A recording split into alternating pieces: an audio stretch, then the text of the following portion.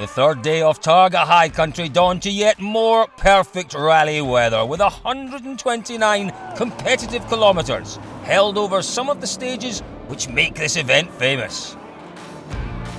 The endless twists and turns of the 48-kilometre-long Eildon and Jamison stages always produce plenty of drama, while the streets of Mansfield give our crews a new final challenge to decide the event. And it was on those streets that the battle for TSD came down to the wire. Hovan and Davis were closest to the target average on the stage, but Emmond and Jones just held on, claiming the win by only 2 points. Sher and Murphy managed yet again to encounter some Australian wildlife on their way to third in GT Sports. Despite Bryden and Noble pushing hard over the day, they couldn't quite catch Trude and Morrison at the head of an all-Lotus podium.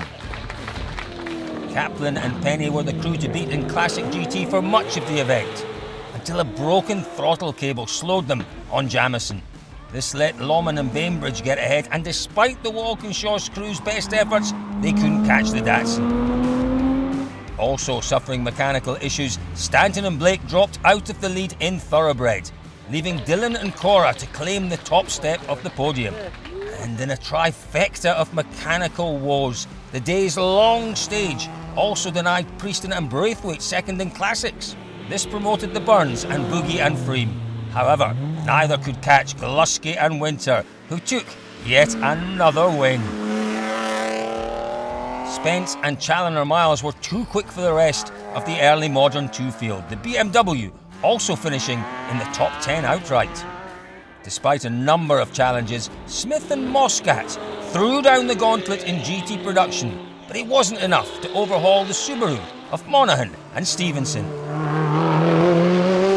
And while the GT outright battle between Quinn and Catford and Anir and Sarandis looked set to rage over the final day, puncture delayed the AMG. This left the GTR crew to claim the top step of the podium impressively, with the leading GT production crew alongside. The Hewitts and the Howarths both put in strong performances in early Modern 4. The R33 crew in particular impressing many on their way to third place outright. But despite their pace, it wasn't enough to catch Lilly and Glennie, the Mitsubishi Evo winning both the category and Targa High Country 21 outright. And with Targa ending on the streets of Mansfield, the Finnish atmosphere was something to savour, with a customary champagne shower capping off a fantastic day.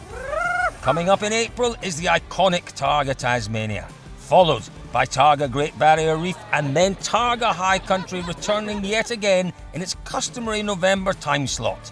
We'll see you there.